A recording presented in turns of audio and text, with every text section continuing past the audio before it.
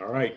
Good afternoon. This is the Town of Northborough Water and Sewer Commission meeting for June 9th, 2020. Pursuant to Governor Baker's March 12th, 2020 order suspending certain provisions of the open meeting law, General Laws, Chapter 30A, Section 18, and the Governor's March 15th, 2020 order imposing strict limitation on the number of people that may gather in one place, this meeting of the Water and Sewer Commission will be conducted via remote participation. No in-person attendance by members of the public will be permitted.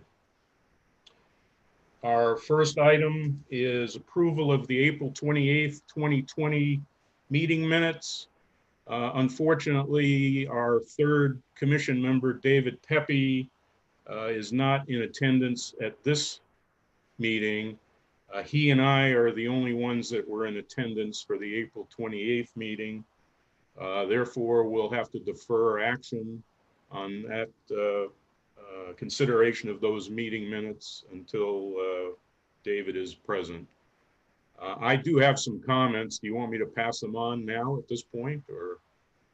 You can email the comments over to Sarah or I, and we can update and redistribute so they can be considered at the next meeting. Okay, yeah, they're fairly simple editorial stuff. So our second item is discussion and endorsement of a revised fiscal year 2021 budget item. So Scott, you have the floor. Sure, thank you, Mr. Chairman. In your packets you received, there was a memorandum outlining the proposed budgetary changes, as well as a summary spreadsheet that identifies all of the past budgets, as we always have, from FY15 through 20. And then it also includes the originally proposed FY21 budget, what I'm referring to as the FY21 COVID budget, and the delta. For the water and sewer divisions, the delta is easy to describe. The vast majority of the lines, the expense lines in water and sewer, are fixed. We have very little control over the electricity our pumps use, what the MWRA charges us for bulk water purchase, what the city of Marlborough charges us for the sanitary sewer discharge, and what our consultants, sorry, Commissioner Pepe is getting in. There he is. Hi, Dave. We're live on YouTube and recording. The meeting has already started. So again, in your packets, you have a memorandum and you have the budget spreadsheet that compares original FY21 to what I'm referring to as the FY21 COVID budget. As you know, the vast majority of our lines are fixed. Outside of buying bulk water from the authority and paying for sanitary sewer treatment, the largest items we have, line items we have, are payments on debt, loans and bonds that we've taken out for past projects. Second largest is labor, and that's where the adjustments are made for FY21's reduced COVID budget. There's been two positions that have been defunded. One is the part-time administrative assistant that is shared amongst water and sewer with a 60-40 split. That position will go unfilled. That person holding that position will be laid off, and that position will go unfilled for FY21. The other position that has been unfunded is the assistant DPW director's position. It's been vacant for a little while. We've managed through the past fiscal year. We're proposing to not fund that position in FY21. The only other change you see in the comparison spreadsheet is related to the MWRA assessment. When we prepare the draft budgets in February, we base it on the estimated assessment that the MWRA provides us. And then generally in May, we get the actual assessment. And in this case, it went down by approximately $4,200. on a $1.4 million line item that barely moves the needle. So with the goals that we put forth in preparing this FY21 budget was not just focused on the single fiscal year. It included what we expect to see in FY22, which most likely will be a continuation of financial hardships for the municipality. What we didn't want to do was cut the budget to the bone and have no place to go next year, make reasonable adjustments this year, and allow for additional adjustments if need be next year. The only other adjustments that could be made for next year directly affect services. Again, with water and sewer, a lot of the services we provide are mandated. We need to exercise our valves. We need to maintain our GIS mapping. There's no choice. DEP requires that of us. So we're required to do leak detection. We're required to do tank inspections. We don't have a choice. Deferred items would be, we wait on a grinder cartridge for a muffin monster on the sewer side. On the water side, a deferral could be hydrant replacement. Those are the types of things that we could defer in FY22. So again, our goal going for FY21, eliminate eliminate one unfilled position, and then lay off one part-time position, and have something in the quiver for an FY22 adjustment if need be. That's all I have, Mr. Chairman. If you have any questions. I'll open it up for comments for the commission. I do have just one question, but I'll let the other guys chime in if they want to. Bryant, David, anything? I was just curious about the town manager, administrative thought about the next fiscal year budget. I mean, like you say, hands are pretty much tied on this year. Is any master plan that will miraculously help us? One of the anomalies with municipal budgets is that we are always behind what the general economy sees. Sure. So the economy struggles, stores close. The state sees that impact right away with sales tax. As the economy contracts, maybe home values go down. People don't buy new vehicles. Things lose value or stay stagnant. And the following year, when those homes are reassessed and the excise taxes aren't coming in the way we expected, that's when the municipality gets hit. So right. FY21 and late 20 is a struggle for our businesses and our residents. That results in an FY21/22 struggle from the municipality. Right. I was just wondering how sounds like we're bare bones now. All the projects are put off, I imagine. Are we going to be really hurting next year? There's the impact of this year, but then, like you say, it'll be worse with lag time. If we're bare bones now, what are we going to do? The general fund approach being taken is very similar to what I described for the two enterprise funds. Yeah. Is to make adjustments now while maintaining level of service, have no cutting of services, and have those adjustments available in 22 if need be. Right. My question, Scott, was when I first looked at it, I thought you were making adjustments because you had increased expenses in other areas. This, just for my own information, maybe for everybody, is this clear? Is it specifically in anticipation of dropping revenues? What's the motivation behind coming up with this budget? The assistant director position is funded 50% by the general fund, and the other 50% is shared amongst the two enterprise funds. So that the unfunding of that position helps the general fund side, just as it does the enterprise funds. Like you said, Mr. Chairman, there's not a lot to cut in budget without cutting services when it comes to enterprise funds. And because there's so many requirements, we can't not do leak detection. We don't have that option. So there is very little we can cut out without cutting service. No, I understand all that, but I guess in my mind, what's the motivation behind adjusting the budget? Is it because you're expecting a drop in revenue? We're not projecting any drops in water or sewer revenue. The closure of restaurants obviously reduced their water usage, but that has been offset by everybody being home running their dishwashers twice a day.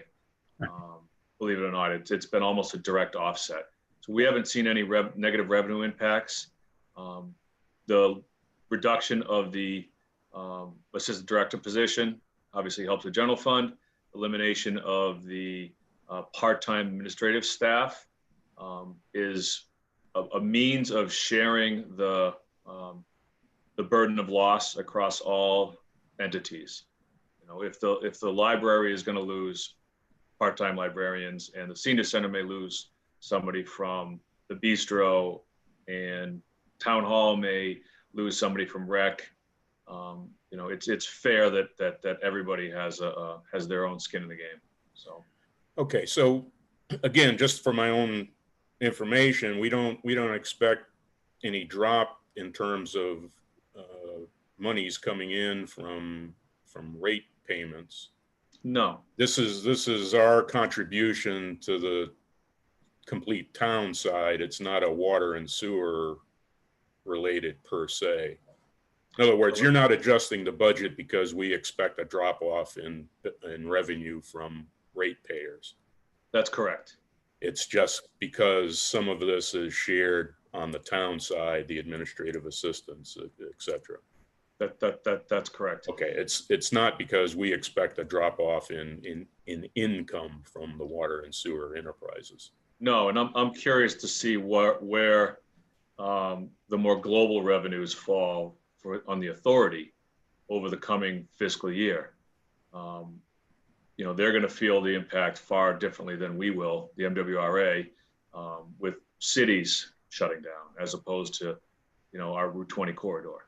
Yeah. So that's where I see a lot of volatility with the MWRA assessment. And be aware, our budget, $2.6 million, 1.4 of that is the MWRA. That's a huge piece. And if the MWRA's assessment model changes for the next fiscal year, it would likely change to the negative for us, I would think. Has there been any talk with MWRA about the impacts to their user communities? And They the rate? They adjusted our assessment down. Yeah, but not much. Yeah, not much, but their narrative they provided relevant to that reduction in assessment was driven by relief, COVID relief. They've also provided some relief for their loan program. Some communities may have had a difficult time meeting their loan payment obligations. That's not Northborough, but they did provide some relief there. Okay, thank you. All right, any further questions, comments? Hearing none, this will be a motion by roll call to endorse the revised fiscal year 2021 budget as presented to the commission today. Commissioner Furman. Aye. Commissioner Pepe. You're on mute, David. He can't hear you. I see. Aye. Thank you. And Commissioner Meter is aye. Do we want to go back to the minutes, or do we want to march on to the next meeting item, Scott? We can address the minutes. I mean, we have a full commission here. Okay, so we'll go back to consideration and approval of the meeting minutes of April 28th, 2020. David, you and I are the only ones in attendance at that meeting. So if you have comments. No, look through it. I'm fine. Okay, I'll try to quickly do these. There's like 3, I think. On the first page, suggest on the also present to add BOS in parentheses after Board of Selectmen for Julianne. We do use BOS a little bit further on in the minutes. Item 2, the second paragraph, first sentence, Mr. Charpentier reviewed. I'm suggesting add the request. Reviewed the request. Down third line, whether you want to add, there's a missing dimension, which I'm estimating is 4.5 feet. Maybe different, I don't know. You have the 20 foot by 40 foot. So I'm just suggesting you add that third dimension. The COVID-19 update, where you mentioned the disposable masks from Liz, whether you want to mention Liz's last name. And then in other business, down in the third paragraph where you say SCADA, whether you want to spell that out or just say control system or something, just so somebody that's an outside reader will know what it is. That's all I have. Anything further? Dave, you're set? Okay, so this will be a motion by roll call to approve the minutes of the April 28th, 2020 regular meeting as amended. Bryant, I guess you're a no vote. Absent. Right. Commissioner Pepe? Aye. Aye. And Commissioner Meter is an aye. Okay. Next item is a sewer abatement request for 269 West Main Street, building number 4, account number 4265. Mr. Charpentier. Thank you, Mr. Chairman. The property owner reached out to us almost immediately after receiving their bill. The bill was in excess of $3,000 during a time when their business structure was essentially vacant. It houses like a couple of realtors and some service companies, no massive water users. As soon as he got his bill, he went down to the basement to see what was going on, and what was going on was a water leak. He reported it to us, called, said I had a water leak, my bill is exorbitant, I had the water leak repaired, is there anything you can do? Our inquiry was, where did the water go? Do you have a floor drain down there? If it went into a floor drain, it likely went into the sewer, so there will be no abatement. He said, no, it actually flowed right into a sump pump. So where does a sump pump go? Outside. So I went to the property on May 5th, took a look at the sump pump discharge. It looks like it was original to construction. There's a 1-inch diameter PVC pipe that exits the foundation, takes a hard turn, and then discharges into the downspout of the building that goes into on-site leaching for groundwater recharge. So the water did not enter the sewer system. I explained to him that he needs to submit a formal abatement request in writing, which you see in the memorandum in italics. The calculations derived were derived through Beacon, utilizing their average consumption prior to the leak and applying it over the duration of the leak. So again, this is an abatement for the sewer portion only, as it did not go in the sewer. He's still paying for the water. And our recommendation is the abatement being the amount of $2,623.33.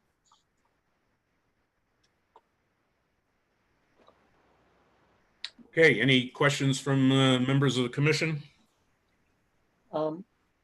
Why didn't we pick up the leak?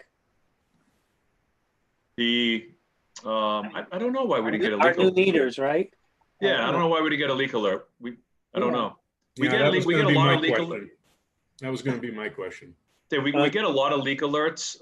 We don't monitor them all. When you go on the Beacon system as an administrator, you could see 47 leaks, and they're not all leaks. Half the businesses on Forbes Road show leaks because they operate all the time.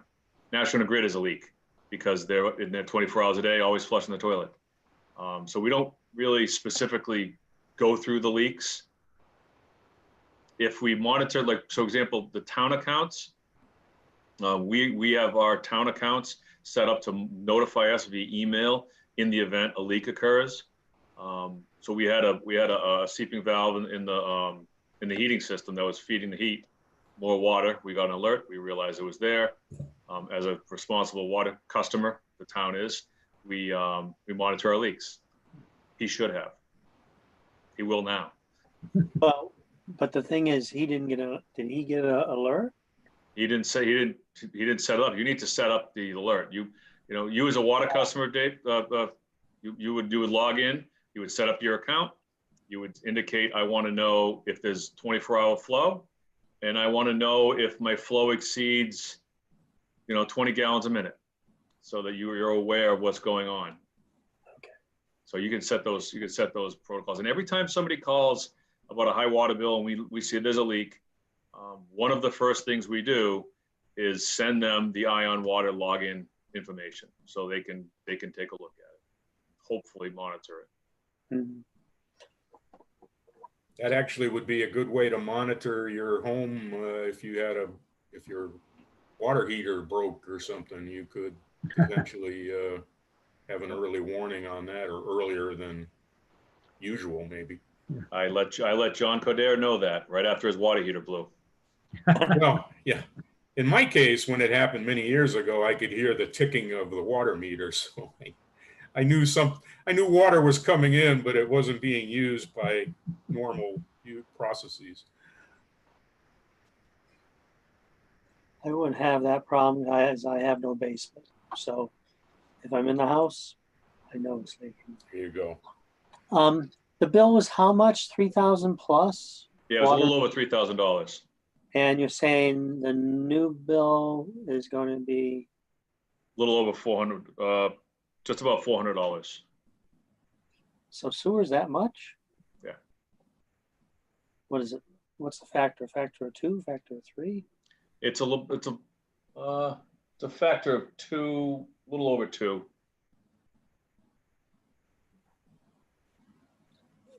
So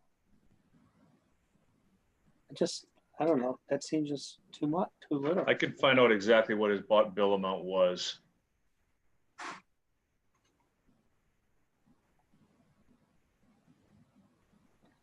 Well,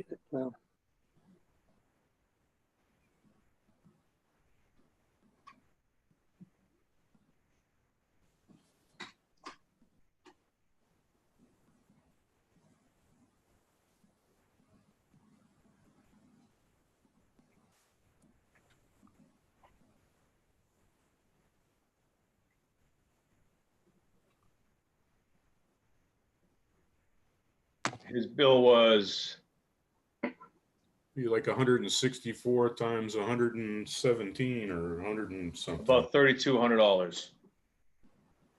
I have his bill here, Scott. What do you do? Well, how much was Yep. it? $3,075.47. Okay. So of that, the water was $1,047.66, and sewer was $1,982.81. okay. So it's 1,000. Okay, that makes sense.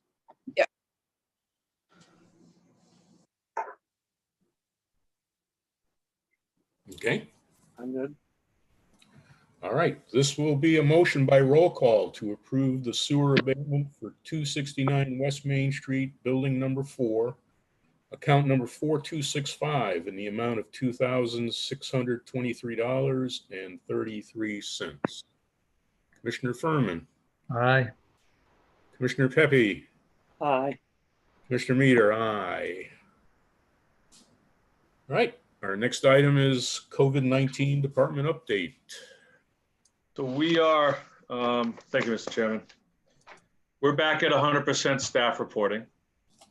It was a struggle with 50% on, 50% off, especially in the water sewer side, being a department of 4.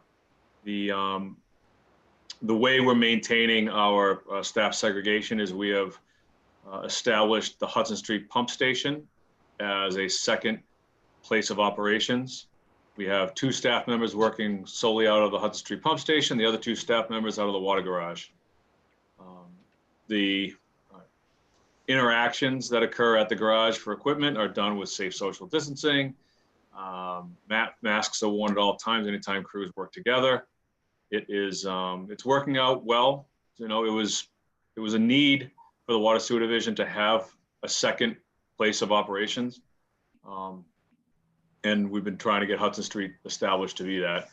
It did require us to bring in a new internet line, but we have full redundancy between the water garage and the Hudson Street pump station. This will aid us in the future SCADA implementation project. Having Hudson Street set up and established as a second location will be very helpful.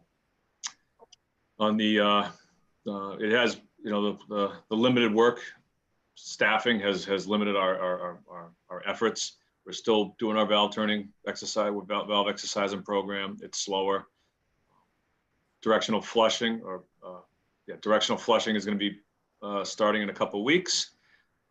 Having two, you know, one crew in one direction, one crew in the other direction. So that'll be relatively easy to distance. And the I&I program proceeded. There was a bit of a hiccup because this year we were scheduled for inflow inspections.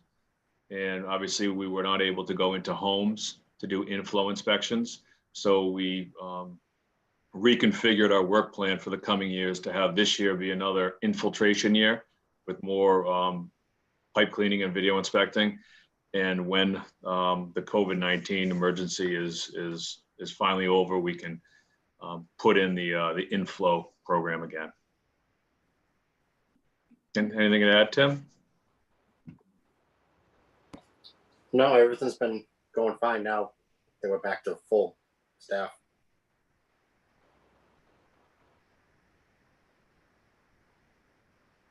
Is there gonna be any, Nice to see you, Tim. Nice to see you. I see you on the road every once in a while, so keep it up, man.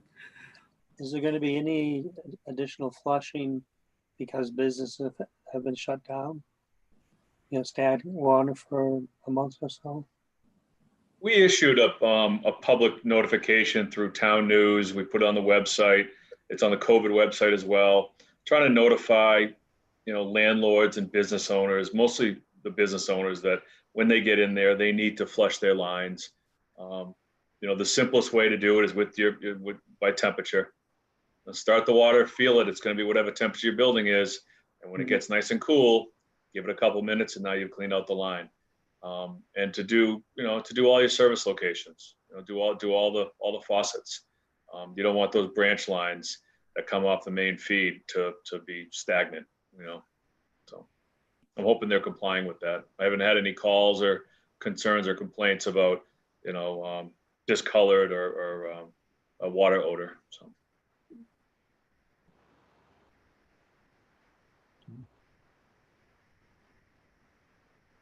The town meeting, staying on the COVID topic, the town meeting, we're still working on the logistics for town meeting.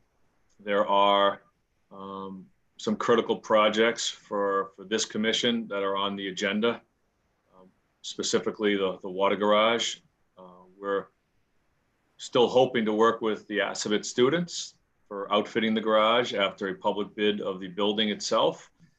Our engineers are working diligently on getting a bid package together in hopes to put that on the street this summer, shortly after town meeting.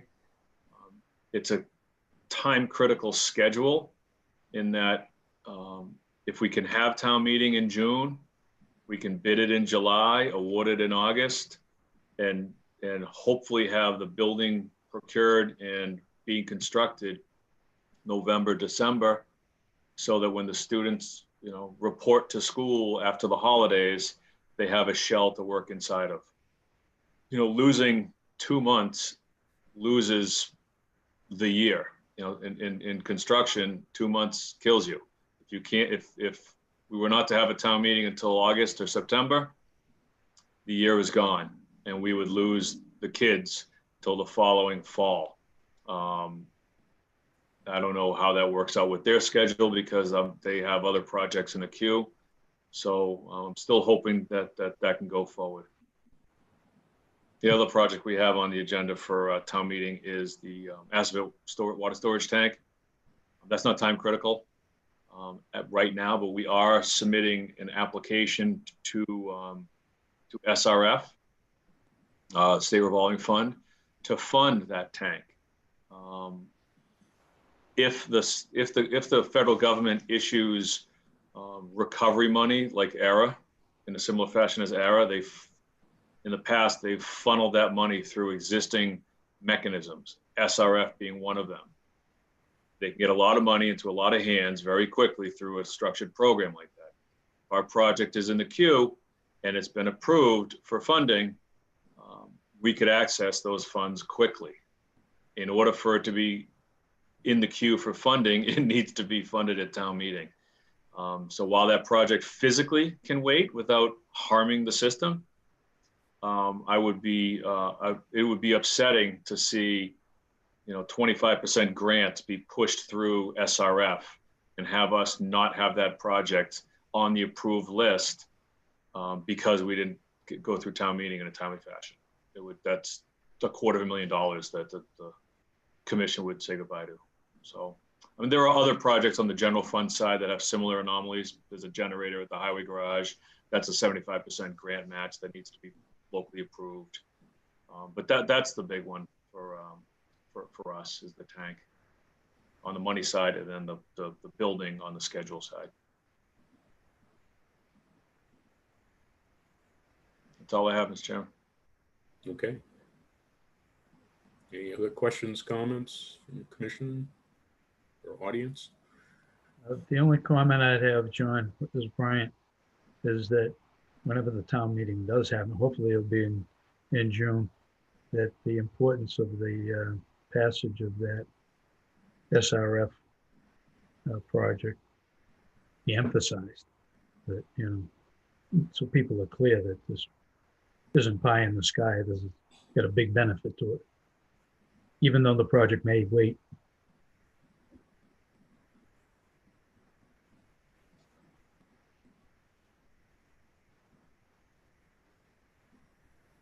Kind of lost it at the end there, Brian.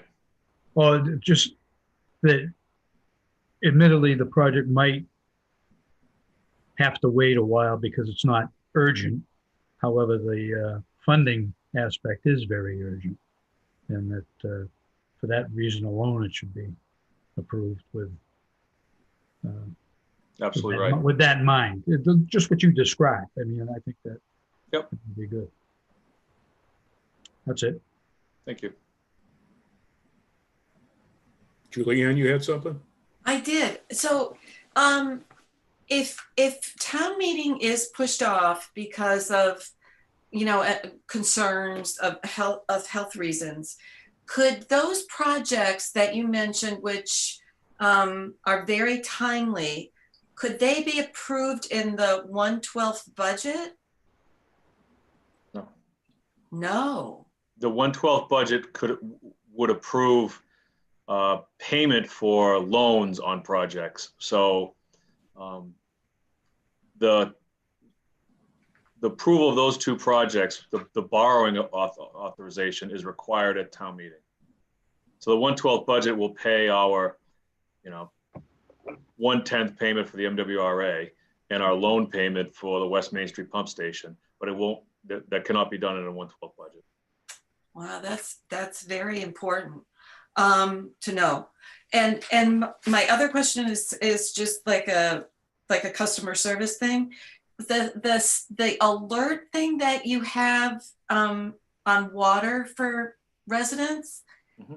At some future meeting, Scott, would you mind just reminding people about that at the selectmen meeting?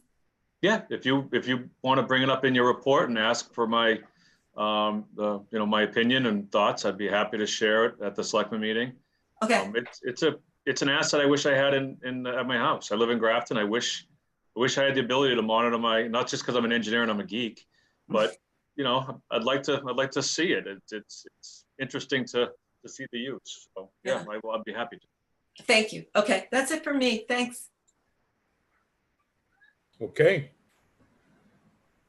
Hearing nothing else, I guess this will be a motion by roll call to adjourn the meeting of the Water and Sewer Commission for today. Commissioner Furman, Aye. Commissioner Pepe, When's the next meeting? What's it being proposed or when it next comes? meeting, I guess, to be determined, right? Is that it? Is town meeting still for June 22nd or whatever? It's tentatively scheduled for the 22nd. We're working on logistics right now on whether that can go forward at that time or if it needs to be moved. My recommendation is that we determine the next Water Sewer Commission meeting at a future date so that we can get through our town meeting, discuss the results, schedules of projects going forward in the event town meeting does happen. If it doesn't, and we go down the 112 budget road, then we should probably have a meeting next month.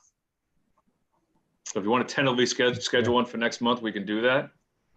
No, just because we have in the past typically met and endorsed the town meeting articles. If you want to go without that endorsement this time because of extenuating circumstances, that's fine. I believe you did that at the past. Sarah, did we have that in a past meeting? Yeah, we went through the capital before all this happened, and your capital items have not changed. It's Okay. still the tank in the building. All right. Okay. Okay, so we're back to the motion by roll call. We're up to David, Aye. and Commissioner Meter is an aye. So thank you all. Hey, we made it under the 45 minutes too. We didn't get the timer alert there, Scott. Excellent. Thank you, everyone. Thank you Thanks, all. everybody. Have a good day.